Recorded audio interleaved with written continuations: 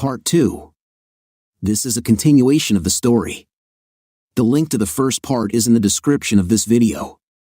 Enjoy watching. I pulled into my driveway apprehensively. Mama was right, I had to tell Lucia. I wasn't sure when, and she was way too happy for me to tell her tonight, maybe in a day or two when the euphoria wore down a bit. I stepped out of the car, and Lucia waited, smiling for me to open the door. I, of course, did.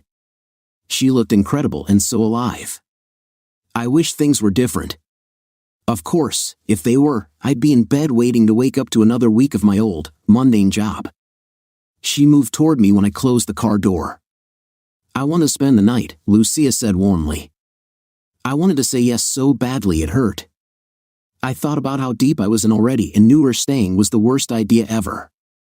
I only have a mattress on the floor, and it's not really that comfortable, I said, trying to discourage her.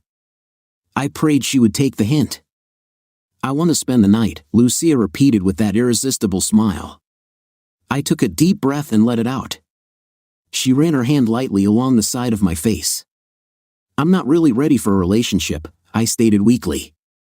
Lucia brightened her smile and kissed my lips. They were as soft as I remembered. Like an idiot, I kissed her back. Just tonight, Lucia whispered. No commitment, just tonight. I caved as she kissed me again. I wrapped her in my arms and let her logic steer my thoughts. Once I had let go, the rest of the world disappeared, and there was only this incredibly beautiful woman and me floating through time. Lucia giggled and grabbed my hand. We practically ran to the dining room, or where the dining room will be when the work is done. Now it housed my mattress and 2 suitcases full of clothes. It was the only room with curtains. Lucia grabbed a few candles I hadn't used since the power came on. She placed them around the room, and I followed behind, lighting them. We turned off the 60-watt bulb in the ceiling, and suddenly the room had atmosphere. Lucia unceremoniously began undressing. I followed suit, kicking off my shoes and lifting my shirt over my head. She laughingly threw her bra at me. I fell over trying to catch it while pulling my leg out of my pants at the same time. I stopped undressing as our lips merged and passion took over. I rolled Lucia on her back and smothered her neck with kisses. I moved quickly, sensing she was in a hurry. I lifted my head with a proud smile. Lucia was laughing as she pushed her skirt down her legs. Absolutely gorgeous, I complimented as I drank in the sight of her. Yes, Lucia murmured. Her hands moved away from my head, and she adjusted her position. Her movements slowed down, a rare moment of tranquility since we left the car. That feels good, Lucia sighed. I looked up and saw her smiling in the soft candlelight. All her intensity melted away as she guided my touch and kissed me tenderly. I care for you more than you realize, Lucia said unexpectedly, her smile attempting to lighten the mood. I stayed silent, though that silence itself was a falsehood. She must have sensed my turmoil, as her smile faded. She kissed me deeply, gently easing me onto my back. It's all right, she whispered softly as she leaned over me. The moment ended with a mixture of emotions, held in the quiet intimacy. I awoke late the next day, much later than late. The sun was already high in the sky, and I heard a drill in the basement.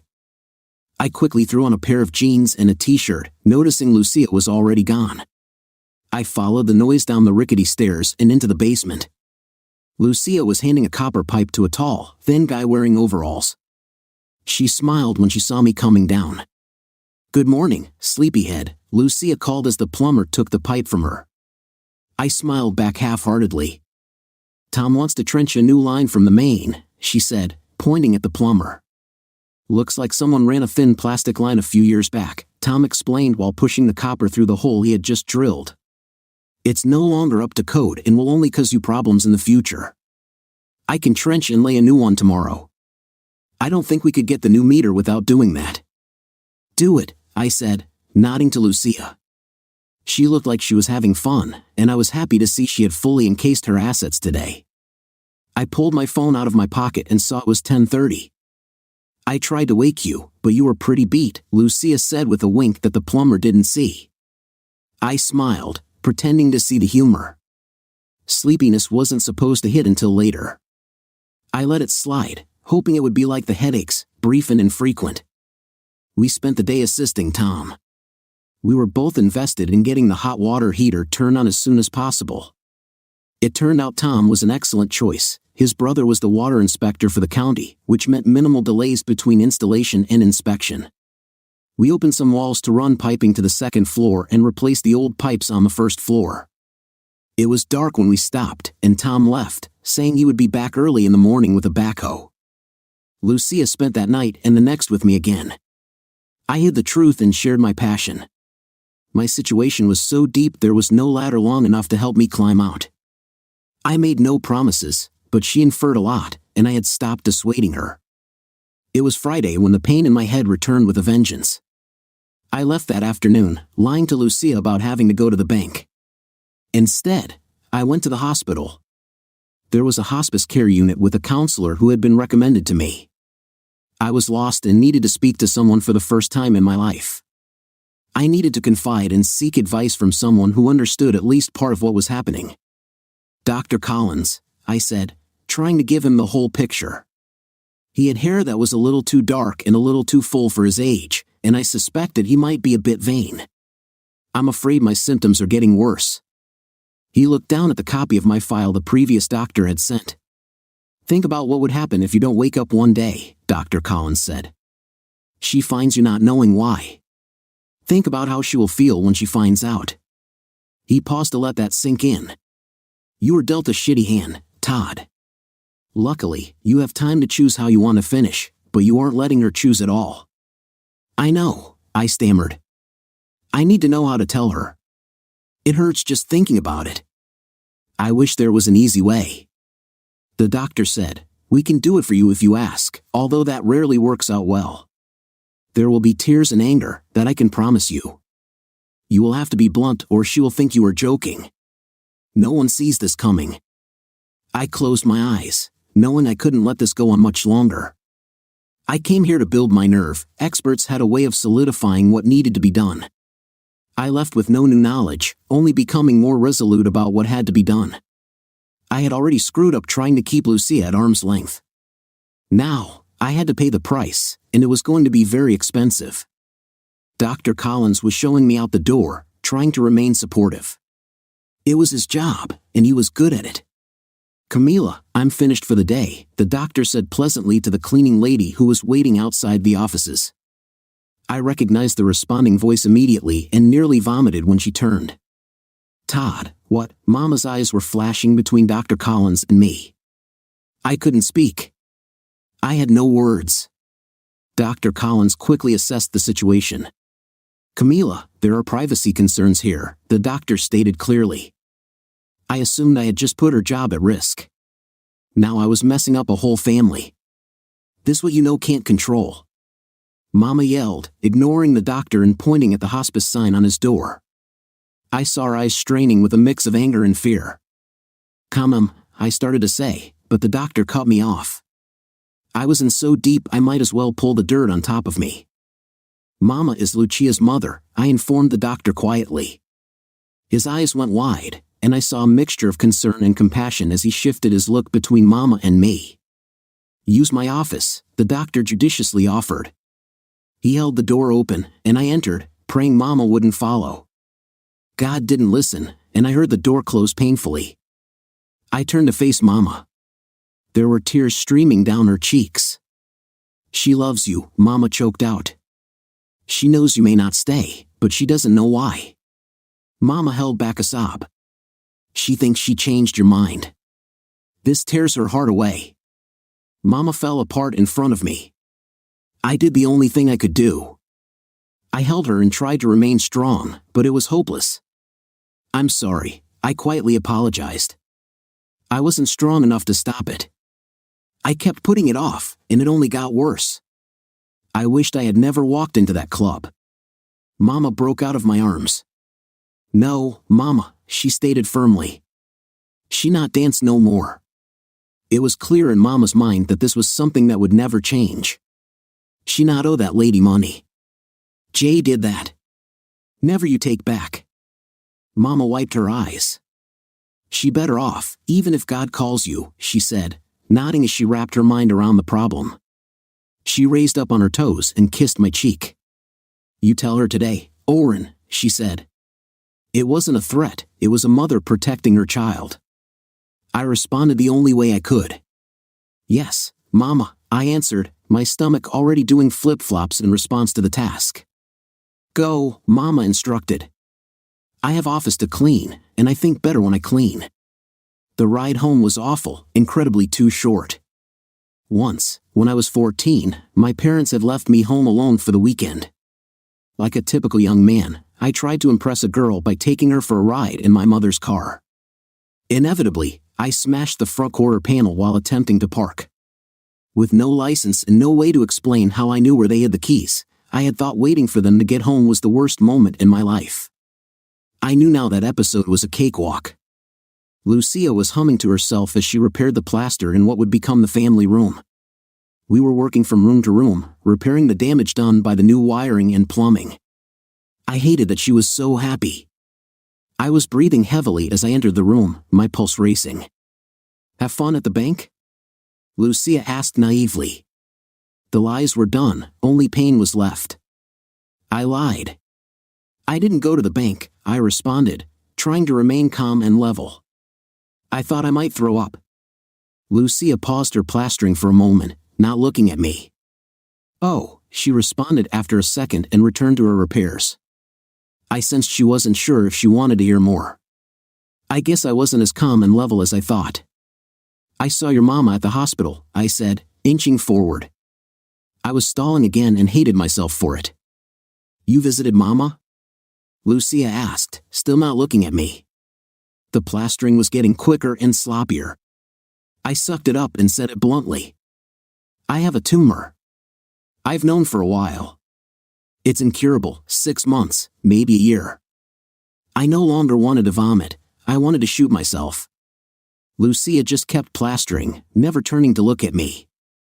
She was plastering over what was already done. "Lucia," I pleaded. When Lucia turned, I thought I would die. Tears were streaming down her cheeks. She dropped her trowel and mud pan and ran. I didn't have the heart to chase after her. I heard her pickup start and leave at high speed. I closed my eyes and prayed she would find her way safely to Mama. I no longer wanted her at the house or my 6 months. I called Mama. "She left," I said quickly. "I don't think she's coming back." "I'm sorry, Todd," Mama said. "I'm so sorry." I knew what she meant. She was sorry for everything I had just lost. I hung up the phone without saying goodbye. I was back to knowing no one. I could always pay Dr. Collins for another hour to talk about life at $100 an hour. "Screw me," I yelled at the world. I returned to a dream I no longer cared about. At least it had an endgame, tasks that needed doing. Something is better than nothing. I picked up the trowel and mud pan and went to work. I didn't sleep that night, but all the rooms were repaired. My heart was hurting when the sun came up. I packed away the plaster and cleaned the tools. Everywhere I went in the house, I kept expecting to see Lucia humming away. I distracted myself by calling a window company. The technician was at the house 2 hours later. I had a friend until I handed him the check. It was pitiful how I hemmed and hawed about miles and quantities. I ended up picking the wood-framed double-hung windows. What did I care about long-term maintenance? They looked the best and went with the character of the house. My new buddy Frank went around measuring and promised that all except the bathroom windows would be replaced on Monday. The bathroom windows were an odd dimension and required special milling. I handed Frank my check, and away went my newest friend. I spent the day painting the porch. I decided, actually it was Lucia's suggestion, that the uprights needed a lighter color than the rest of the exterior. When I was done, I realized I had added even more of her to the house. She was right, it added more character and charm. God, I missed her. I spent Sunday tearing out the old kitchen floor. Someone long ago had installed a type of linoleum that had long since yellowed, and they had used copious amounts of glue. I ended up replacing the plywood flooring. Strangely, I couldn't match the thickness of the old boards, so none of them could be saved. I put the tile sample Lucia had picked on the floor, measured it, and decided to pick up the tiles on Tuesday. Lucia would own the kitchen as well. I slept that night. It was the pounding that woke me the next morning. I looked at my phone. It was almost 10 o'clock. Damn, I had overslept again. Realizing the window company installers must be frantic, I quickly dressed and headed to the door. I was surprised to see them already in the house. One guy was pounding on a shim while checking a level, and another worker was hoisting a window into place. I must have left the door unlocked. The workers nodded at me but mostly ignored my confused look. I headed out the door looking for the supervisor. To my astonishment, I saw Lucia at the back of the truck arguing with the supervisor. She was refusing 2 of the windows because their seals had already been compromised and they couldn't be installed. I watched as the supervisor reluctantly placed the windows back on the truck, promising replacements by the end of the week when the bathroom windows arrived. Lucia saw me then, standing on her porch with a questioning look on her face. I smiled, and the world lit up with hers. She walked up to me, and I stood there, trying to figure out what it meant for her to be here. "I want the ear," Lucia said. I closed the distance and pulled her to me. "It's already yours," I said. We kissed under the gaze of the installers, who whistled in response. They would never understand what Lucia had given me. Her heart was more valuable than 100 homes, more precious than a full life. She was my happiness, and I prayed I could be hers. "I need to speak with Dr. Collins," Lucia said softly, combing her fingers through my hair. I loved her touch and just her being here. "He won't talk to me without your permission," she added. "I'll tell you anything you want to know," I said hesitantly. I wasn't thrilled about the idea, but I couldn't hide anything anymore. She smiled at me, and I would jump off a cliff for that smile. "I need to know everything, even the bad parts," Lucia said carefully. I felt like the supervisor putting the windows back on the truck. It was a one-sided negotiation, and the only way to win was to surrender. I conceded. I sat down on the steps and called Dr. Collins' office. Lucia was a designer possessed. For an expert, she had a commanding sense of style.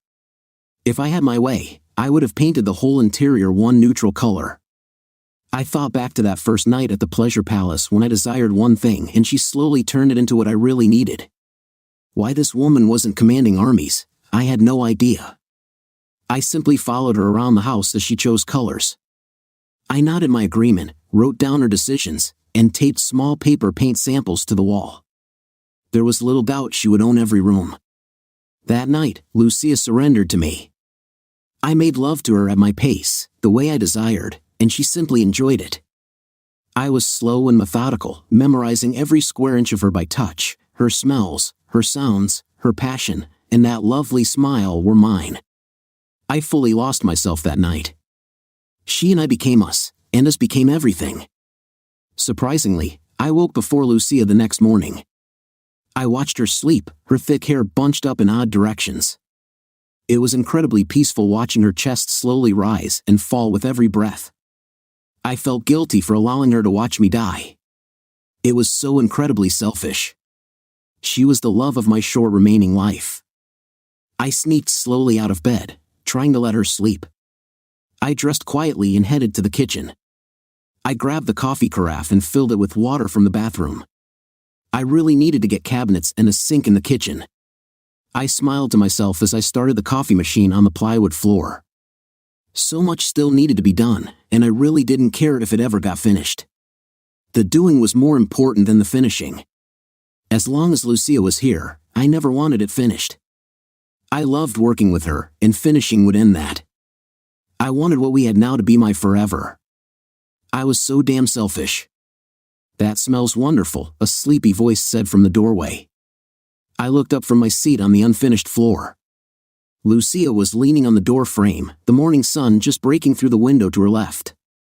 Her hair was an utter mess, and her smile was subtle.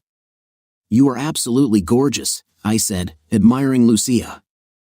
Her t-shirt stopped about mid-thigh, highlighting her naked legs. She smiled and sat cross-legged next to me as I poured her a cup of coffee. She traded her phone for the cup. "There's a text from Mama, dinner at 6. "No late," she said. "A dinner invitation," I commented. A summons, Lucia corrected with a bit of laughter. I would love to, I said joyfully. Lucia leaned forward, rat's nest and all, and kissed me. Mama was everything to Lucia, so Mama was very important to me. I wondered how my life would have been different if my parents hadn't died so young or if I had married and had a family of my own. I tossed the thought aside. Lucia was my now and my forever. We spent the day shopping, picking up tile, glue, grout, tools, and quite a few gallons of paint. We coordinated with a cabinet company to come out the next day to measure the kitchen and bathrooms. Lucia was keeping it all straight in her head, a beautifully efficient brain operating under all that hair. I told her so, and she just blushed, playfully telling me to shut up. She had no idea of her strong organizational skills. I think she fed off my confidence and just kept imagining it was mostly about me. In the middle of our shopping spree, Lucia's phone rang. It was Sophia, and Lucia's face lit up as she sat down on a bench outside a home store. I saw Lucia's attention shift completely to the phone, and I smiled. I leaned down and kissed her forehead, signaling for her to meet me inside the store when she was done. Lucia absent-mindedly acknowledged me with a smile and a wave of her hand. No matter how much we meant to each other, I would always be second fiddle to her daughter. I could live with that. I was in the lighting aisle, trying to choose ceiling fixtures, when Lucia returned with a bounce in her step. I don't think she realized she had been on the phone for over 45 minutes. What do you think for the entry hall? I asked, holding up an enclosed glass fixture with brass trim. Lucia looked for a moment, and I could almost see her brain trying to imagine it in the small entryway. I think indirect would be better, Lucia reflected. It would be warmer and more friendly. She was right, of course. Something without visible bulbs would be nicer, she added. We spent some time choosing a light for the entryway and 2 exterior lights for the porch. She wanted to shop elsewhere for the other rooms since nothing jumped out as perfect. I haven't told Sophia about you yet, Lucia admitted while we waited in line to check out. She was leaning into me comfortably. I thought about it for a moment and wondered why it didn't bother me. I would be just a blip to Sophia, a hello and then a goodbye. You shouldn't, I stated after a short pause. She has enough to worry about in life. The only thing I could offer Sophia is pain, possibly anger if she resents my selfishness with her mother. It's best for her and for you if we never meet. It won't bother you? Lucia asked with concern. She almost looked like she was the one with the short lifespan. I smiled at her, balancing the situation. It would cause her nothing but pain, I said carefully. I never want to be the cause of that. I've already been too selfish with you. Lucia welled up a bit and hugged me close, almost knocking me into a battery display. I love you, she whispered. It hurt when she said it. I had already known it, but having it out there in the open was both joyous and chastising. I had linked her to my demise. I was going to cause her tremendous pain, and I was too weak to let her go. I needed her more than the house. I needed her more than another 50 years. I love you too, I whispered back. An interrupting cough from the cashier broke our kiss. We were holding up the line. The hot water heater was man's greatest invention. It allowed me to linger in the shower with Lucia. Washing her was an absolute delight. I spent time washing her hair, something she enjoyed very much. The experience wound her up tightly, and she playfully forced me to lie down in the tub.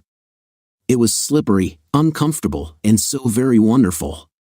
When she lowered herself onto me, it was blissfully slow. Her grinding into me as warm water caressed us both made me feel like her prisoner, trapped between the tub sides and unable to move. She seemed to like the control and teased me as she took her pleasure. I followed her to the clouds, only seconds after her tremors incited me. I made a mental note to replace the old tub with a wider one. Mama was waiting at the door when we arrived. We had to park in the street since there were already 2 cars in the driveway. I knew one belonged to Dr. Collins. Lucia had said he would be here. I understood why and didn't hold it against her. This was something I couldn't stop, and I knew it was necessary. Mama was smiling when she embraced me. I felt her love as she held me and told me she was glad I was here. It surprised me, given what I was putting her daughter through. I was expecting a colder reception. I returned the hug, which seemed to please Mama and her daughter, which in turn pleased me. I wasn't used to that type of greeting, it felt foreign in some way. Once inside, I saw Dr. Collins and what looked like a colleague of his. "You padding the bill, Doc?" I asked good-humoredly. Dr. Collins laughed as he rose. We shook hands. "This is Dr. Pierce." Collins introduced me to the 30-something doctor wearing designer jeans and a polo shirt. "Camila has offered a barter," Collins smiled. "Dinner in exchange for consultation." "That, and the director told us to be here," Pierce stated with a smile, nodding toward Mama. "I have much power," Mama said with a sly smile. "I guess that working 30 years for the same organization earned benefits not given to the average employee." Mama's dinner was as excellent as last time, steak drizzled with a wonderfully spicy cheese topping, sided with julienne potatoes and lightly seasoned steamed broccoli. I would have had thirds, but someone had invited 2 hungry doctors. I felt a bit jealous when Mama served them seconds. I was selfish that way. Over coffee, the inevitable conversation began. I had heard it all before and really didn't relish a rehash. Dr. Collins was the first to spot my reluctance. He, of course, was used to these conversations. "Can we take this to the front room?" Collins asked, looking at Mama. She glanced at me and nodded. Lucia looked a little confused. "I've heard it before," I said quietly to Lucia. "We'll talk after." She saw my apprehension and kissed me on the cheek. Everyone but Mama picked up their coffees and headed to the front room. "Do you know how to do dishes?" Mama asked, trying to distract me from the conversation. I stood and started collecting plates. "Of course," I replied with a smile. Mama went to set up the sink as I collected the dishes and silverware. "She needs to know," Mama said, handing me a freshly washed plate to dry. I ran a towel across its base and around the rim. "I know," I replied. "It's just not a fun conversation." Mama nodded while handing me another dish. "We'll be there when God calls," Mama said clearly. The words struck hard. Now I had dragged 2 people into my private mess. I hadn't meant to pull her into this. I looked at her as she dipped another plate in the soapy water. I began, but Mama cut me off with her hand. "Lucia made her choice," Mama clarified. "Family now." I tried to say something, anything, but nothing came out. I just stared at her, dumbfounded. This wasn't my choice to make. It never was. I had dug my hole too deep. "Lucia loves you," she said. "She's not dancing." I see dreams in her eyes. Mama was tearing up. "I'm sorry." "I know. I can't help what God does," she shrugged her shoulders helplessly. "I know we want you here." I stood there like an idiot, just staring at her. How could she even think I was anything but a problem?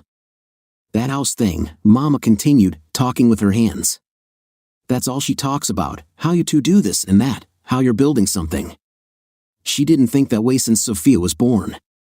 Now she's happy. Just love Lucia. The family will deal with the rest," Mama said and returned to the dishes after wiping her eyes. "That's what families do." It struck me then, looking at Lucia's mom. There were steps I could take to ensure Lucia would have choices and a future of her own choosing beyond me. I would never see a dime of Social Security, but Lucia might collect. I smiled at the thought.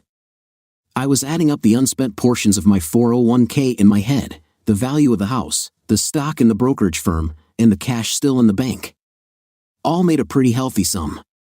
There's no point in a cousin I hadn't seen in 20 years getting it.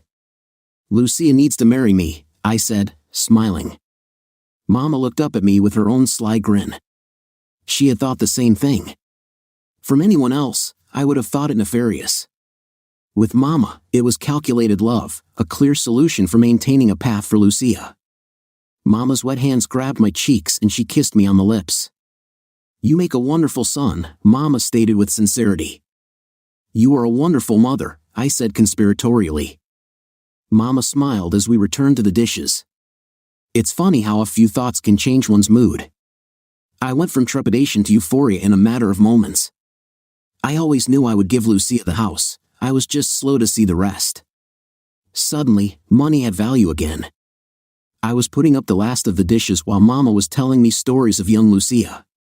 I got the picture of a fairly wild girl with little fear. She must have been a terror to raise, but Mama remembered those times fondly. I guess that was the spark Mama saw, the lack of fear and the certainty of being correct. Lucia had basically taken over the rehab, at least in spirit. Her decisions were now steering the project and setting the timeline. Mama had her daughter back, and I was going to ensure Mama could keep her. I was laughing at one of the stories when Lucia came into the kitchen. She looked at Mama and said something unspoken. Mama just stood up, kissed her, and left the room. Lucia straddled me in the chair, her hands behind my neck. "You won't fight it?" Lucia asked. The doctors must have told her about the cancer treatments. I had dropped those ideas quickly. The odds were lottery-sized and meant spending most of my time sick in a hospital bed, not my vision of end of life. "No," I said simply. "Dr. Pierce agrees with you," Lucia said as her eyes grew cloudy. "The headache part scares me. They said it would be painful." I couldn't help her much with that. "I will get through it," I said simply. "We will get through it," Lucia reiterated, "because we have to." She leaned in closely to my ear and whispered, "Dr. Pierce seemed to think sex might help. Whatever Dr. Pierce charged for his services, it wasn't nearly enough." "He did not," I smiled. "Well, I did ask, and he said it couldn't hurt," Lucia said with her $1,000,000 smile. Her face went serious again. "It's better that I know. Thank you for letting me know." I kissed her. She was right, it was better. There wouldn't be any surprises, nothing I had to hopelessly try to hide. The Harvest Festival occurred that weekend. I had never been to one before, and since Diana had guilted me into going, I dragged Lucia with me. She was apprehensive. Her history with the town was tainted by her high school pregnancy and previous employment. She had been avoiding events like the festival since high school. Watching Lucia deal with contractors, you'd never think she had a self-conscious bone in her body, but here at the festival, she was constantly adjusting her skirt and fixing her hair. Lucia, a red-haired woman with too many freckles, was called out by someone from inside a funnel cake booth. Her face turned red as she waved back with a weak smile. "Who's that?" I asked. "Kathy. We were friends in high school," Lucia said quickly, trying to steer me away. I stopped in my tracks. "So introduce me," I smiled. Here was a woman willing to watch me die, and she was afraid of her past. Lucia was uneasy with the request. She looked up at me with pleading eyes. "Things got kind of embarrassing after Sophia was born," Lucia whispered. "I lost most of my friends and dropped out. I don't really want to relive it." I caressed her hand in mine and just nodded my head. I didn't have the heart to force her to face those demons. This demon, however, thought otherwise. "Lou, aren't you going to say hi?" Kathy had sneaked up behind us. Her question sounded sad. Lucia turned and tried to stutter an apology. They stood there looking at each other for a moment, and then Kathy teared up and hugged Lucia. Lucia followed suit, and I was suddenly the third wheel. A series of half-sentences followed that seemed nonsensical but were obviously quite clear to both of them. "Come on, Lou, we're short-handed," Kathy said, pulling Lucia along. "We can talk while we work." I followed behind a very happy Lucia who had forgotten I existed by the time we reached the booth. Talk of children came up, and mouths were moving at a mile a minute.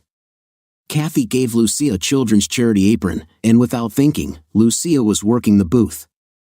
I felt a tap on my shoulder and turned to see a well-groomed man, also dressed in an apron, with metal glasses, smiling at me.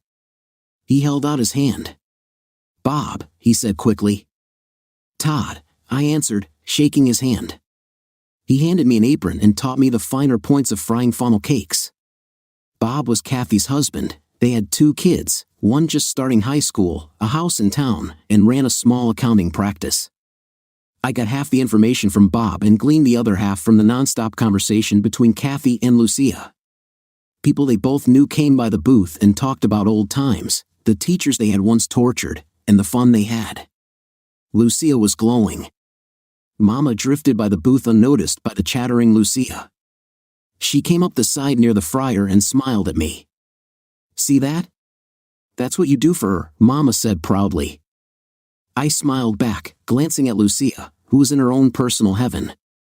I flipped over the currant cake I was making and looked back. Mama was gone. I guess she knew better than to stick around. There was always work to do at a charity booth. The whole town seemed to eventually pass by, and Lucia's unwarranted embarrassment disappeared that afternoon. In a small town, everyone knew everyone else's dirty laundry. Getting pregnant in high school 20 years ago was no longer at the top of anyone's bad list. Most people were generally interested in what Sophia was up to, which, luckily, happened to be Lucia's favorite subject.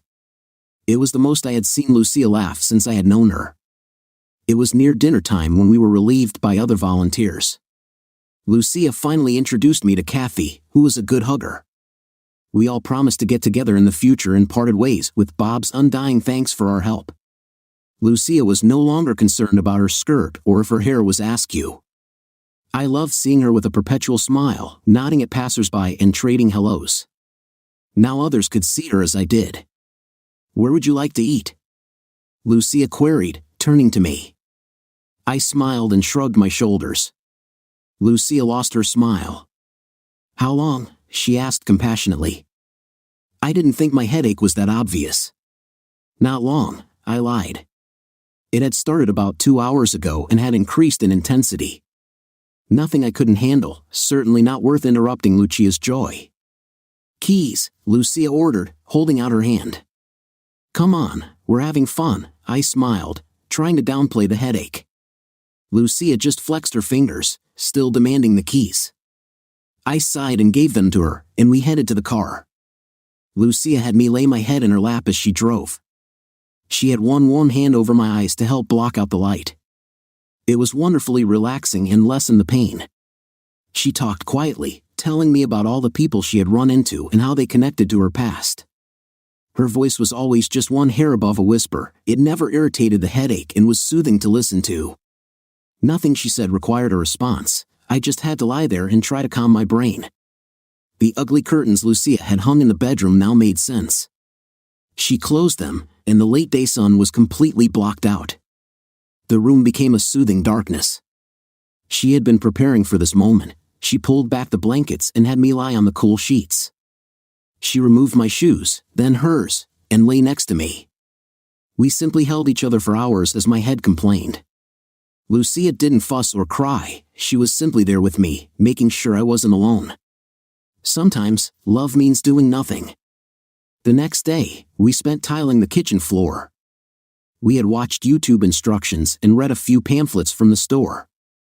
We debated whether to lay the cabinets directly on the plywood or on top of the tile. It seems cabinet companies prefer the first option, while tile layers normally choose the latter. We chose the latter since it meant less tile cutting. However, it also meant the floor had to be very level, as shimming the cabinets on top of tile would be sloppy. Despite all the videos and reading, we were unprepared for what we had undertaken. There's a reason professionals get paid well to lay tile. No one ever told us to prepare for crooked walls. Although the corner looked like it was 90 degrees, it wasn't quite perfect. We made the mistake of laying tile along the short wall first, realizing it would cause the error to run along the entire long wall, giving the tiles a crooked look. We ended up tearing out the initial run of tiles. Lucia took it well and rallied into the afternoon.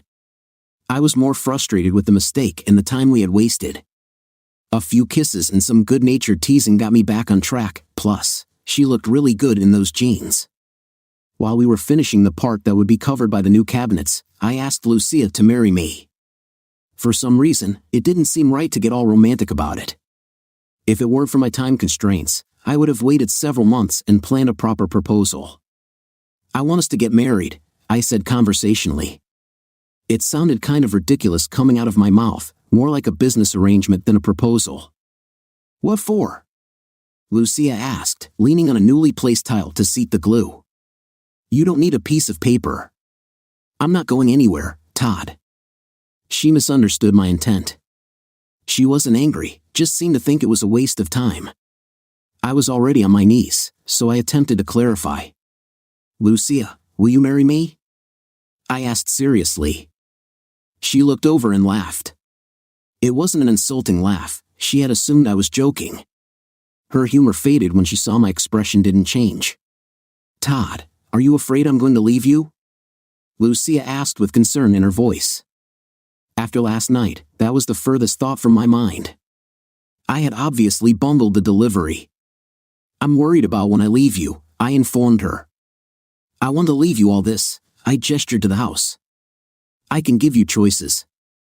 I can sort of be there after. I let it trail off, unable to say the obvious. I could admit it to myself, but I still had trouble saying it out loud. Lucia's eyes got glassy. I am here for you, not for this, Lucia responded, holding up a tile. She was taking it all wrong, and I almost sensed she felt insulted. I know, I stated clearly. I'm saying it all wrong.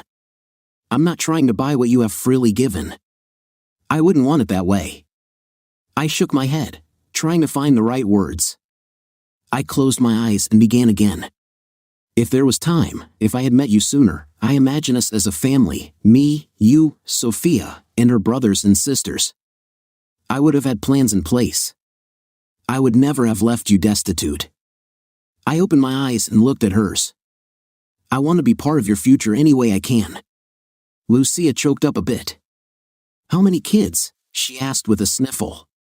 She had her own dreams. 3 or 4, plus Sophia, I answered.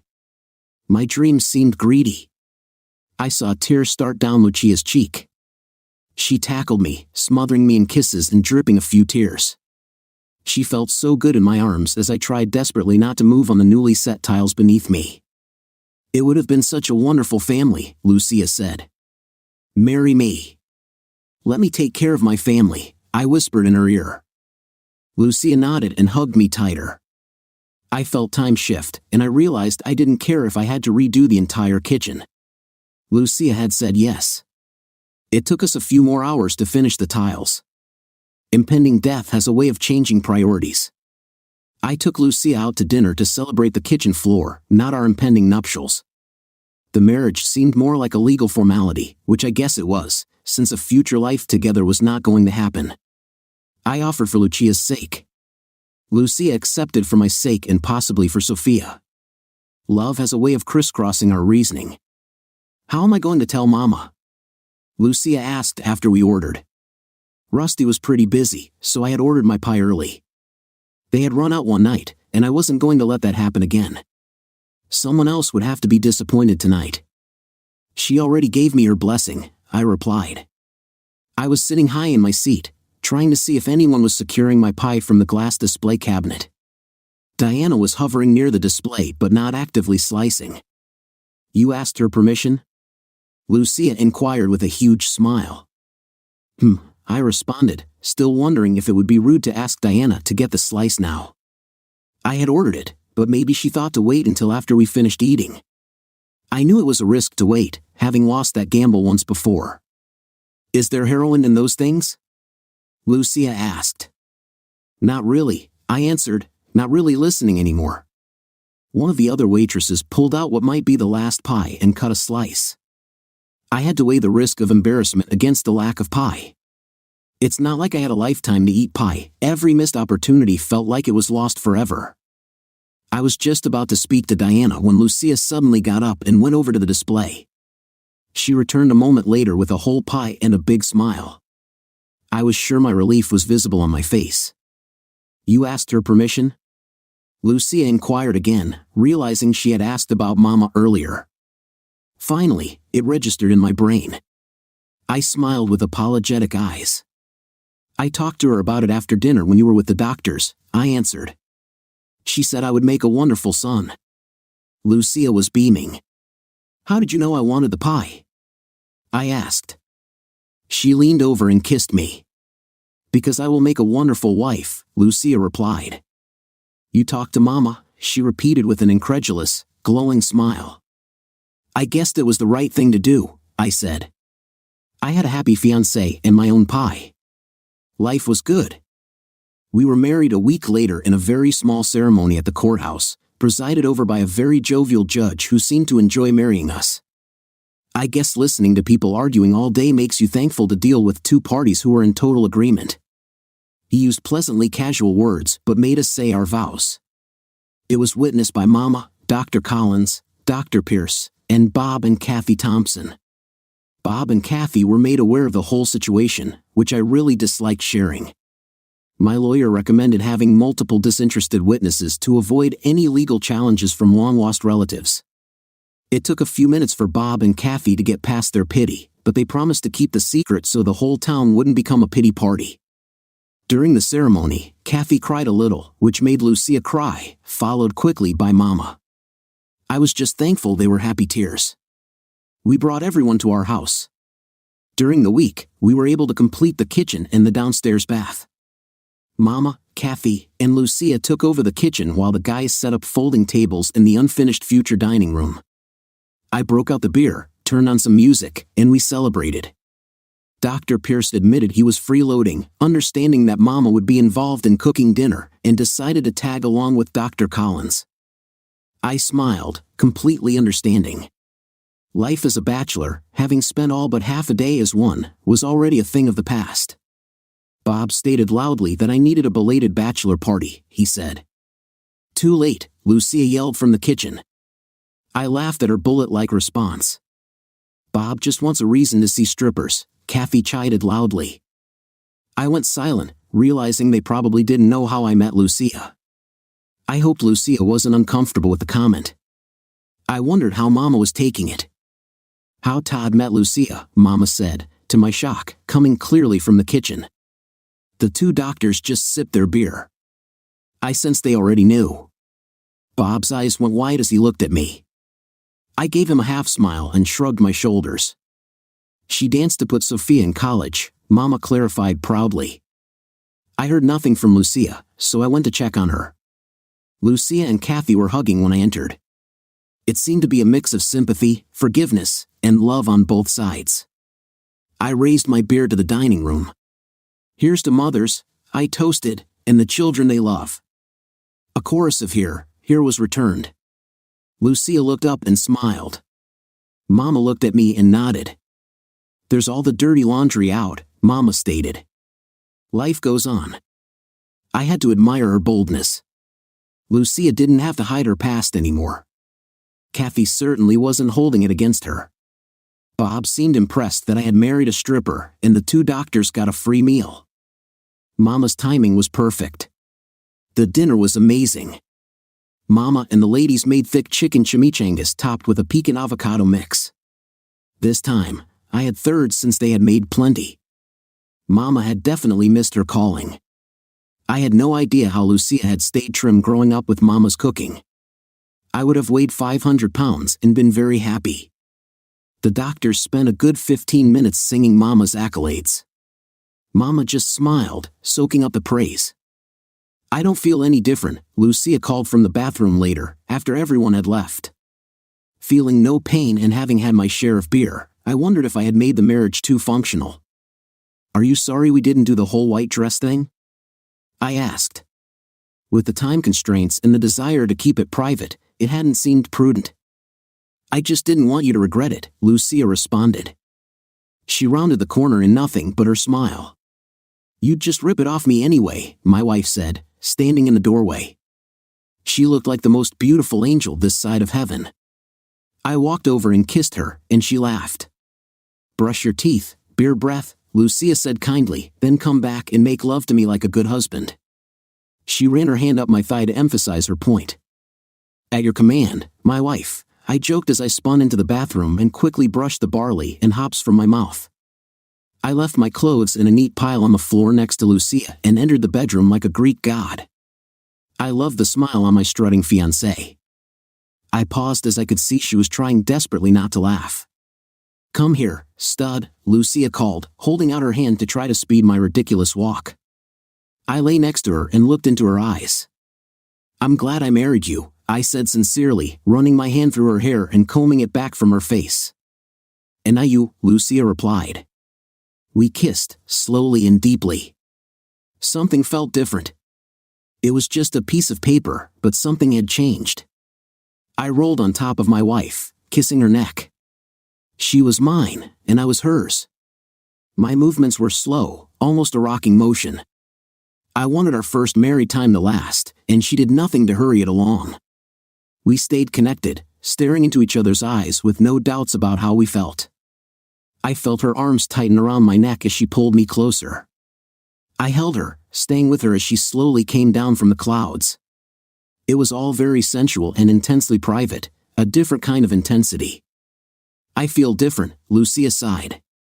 A better different, she clarified, as she kissed me. You do make a wonderful wife, I said, trying to catch my breath. And that was a hell of a lot better than pie. Lucia laughed lightly, and we kissed some more, then kissed again and again. The weeks traveled by in a fog of euphoria. We spent our days completing the bathroom and its 2 new siblings. The tub was especially large, and we tested its breadth a couple of times. My wife was amorous, and I fed off her desire.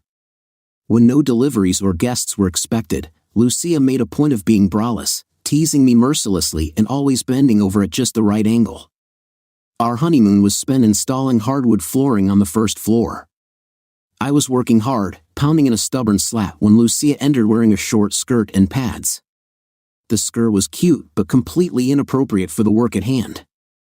I gave her a questioning look, and she just giggled and got down to work. It was 2 hours before we returned to the flooring. The inevitable happened while we were painting the dining room. I was up on a ladder, trying to carefully edge a light blue color along the wall without marring the ceiling. I was inwardly proud of my steady hand, not needing a guide to shield the ceiling anymore. The headache came quickly, transforming from a dull ache to a blinding pain in a matter of seconds. I stumbled off the ladder and landed on my backside, cringing and closing my eyes. It felt like someone had driven a hot poker into my skull. Lucia was at my side immediately. She relieved me of the paintbrush and helped me stand. I have you, Lucia whispered. This was much worse than before. I knew she could see even as I tried to open my eyes and ease her worry. The light was blinding and seared into my brain. I had to close my eyes or give up standing. She guided me upstairs to the dark sanctuary and laid me on the bed.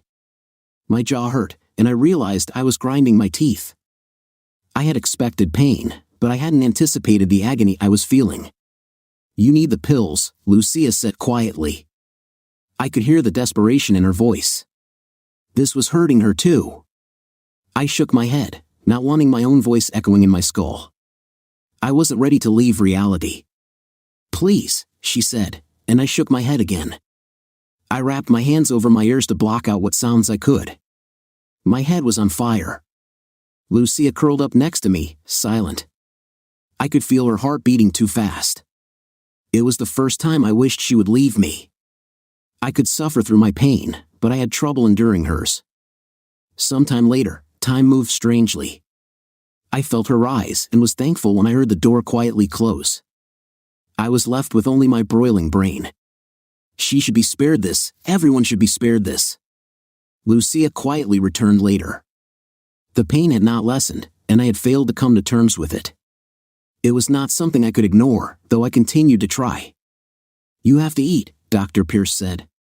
It would ease the pain. Lucia lied, although I didn't know it then. She handed me oatmeal mixed with cinnamon. I ate with my eyes closed. Even swallowing seemed to ignite the fire.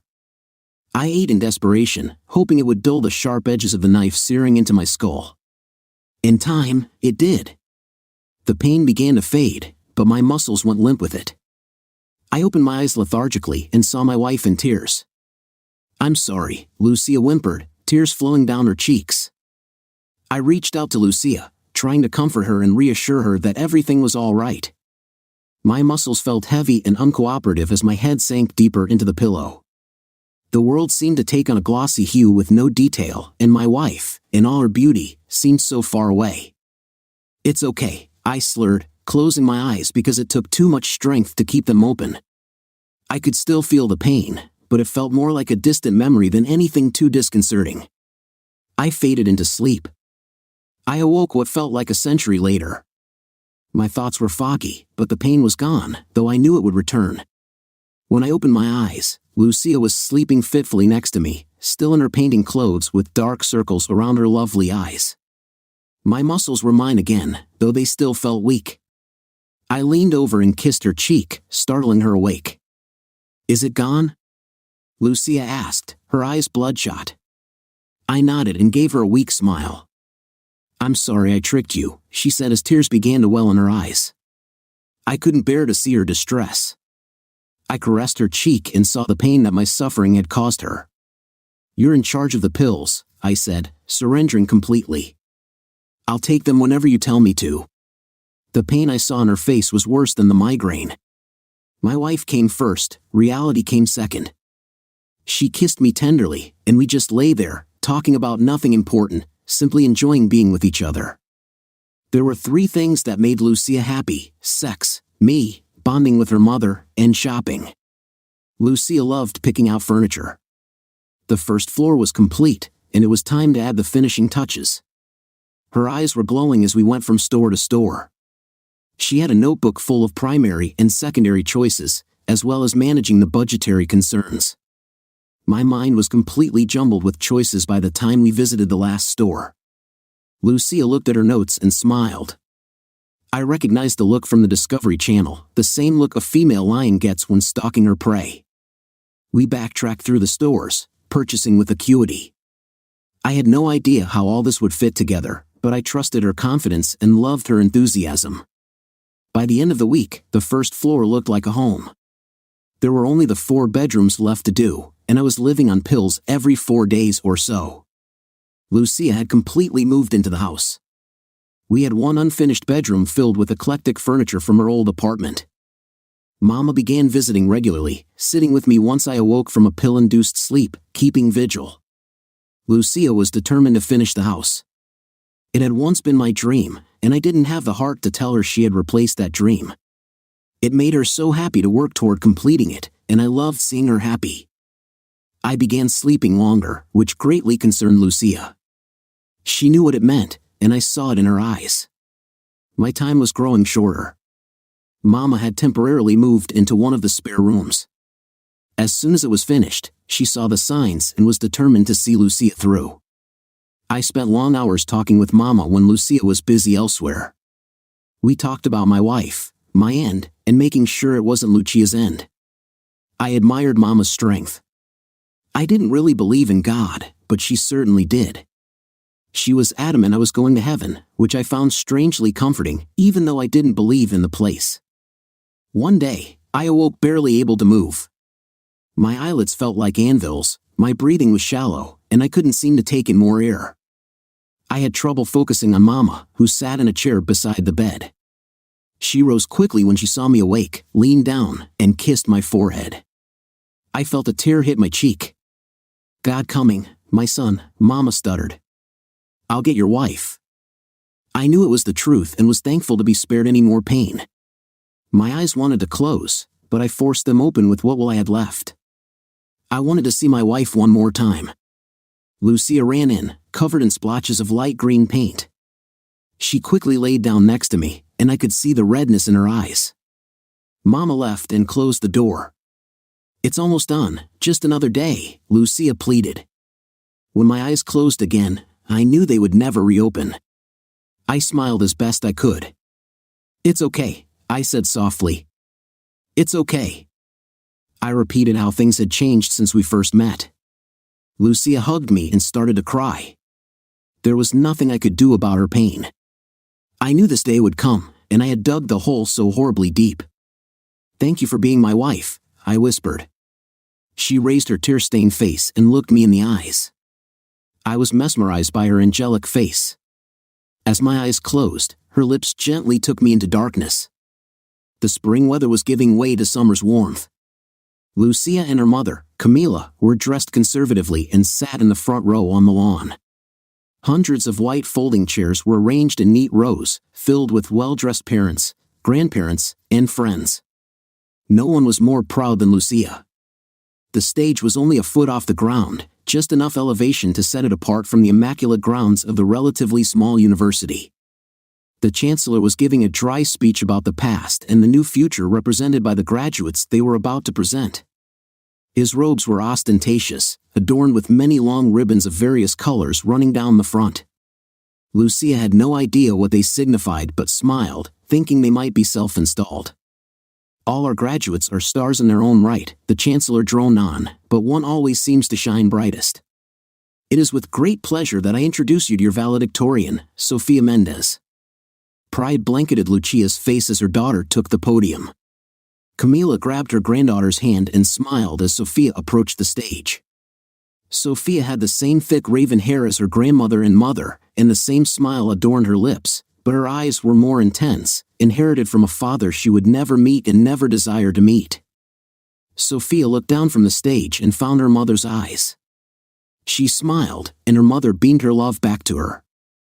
Sofia's mother had talked with her last night. Sofia had seen the changes in her mother and watched her new property management business prosper from afar. She had sensed an underlying sadness and had gleaned parts of the story her mother had refused to tell. Last night, she learned it all and cried. She cried for never having met Todd, the man who gave her mother a future and secured her own dreams as well. She mostly cried for her mother because the love she found had left too soon. Sofia's speech was the typical fare by valedictorians. It spoke of accomplishments and goals, littered with humorous anecdotes that only the graduates seemed to understand and appreciate. It was well received and not overly long. Both Lucia and Camila were at the edge of their seats, trying to memorize the moment. Near the end, Sofia shifted to thanking the school faculty and everyone else who helped make it possible. My friends, Sofia paused, we can't forget our friends who helped make this journey possible and more enjoyable. I thank all of you, especially you, Tammy. She swept her hand over the black-cloaked graduates sitting on the left side. Our families. She paused again and looked at her mother and grandmother. Thank you, Grandmama. Lucia felt a tear run down her cheek as Sofia's eyes found hers. Thank you, Mama.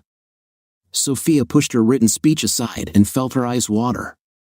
She really tried hard not to let it affect her voice. I also have to thank my father, Sofia said softly. Lucia's tears flowed freely. Not my biological father, who left my mother to raise me alone. I speak of the man who loved my mother, the one who gave her dreams back, the one who guaranteed I could achieve mine, the one I regretfully will never meet since God took him before I could. Sofia's voice cracked as she looked up to the blue sky. Thank you, Dad. Sofia left the podium before tears overwhelmed her like they had her mother. The crowd applauded and the graduates cheered. Both had sensed the sorrow. Lucia was trying to hold herself together and failed. Too many emotions, pride, loss, and love, flowed through her in waves. I just wish I could have finished the house in time, Lucia whimpered. She deeply regretted not fulfilling Todd's dream while he was alive. Telling Sofia helped, but the pain was still fresh. 2 years had barely begun to dull it. Camila just smiled at her daughter and pulled her close. Baby, he didn't care about the house, Camila said softly. His dream was about you. Dear listeners, please share your thoughts in the comments section below and don't forget to like, share, and subscribe.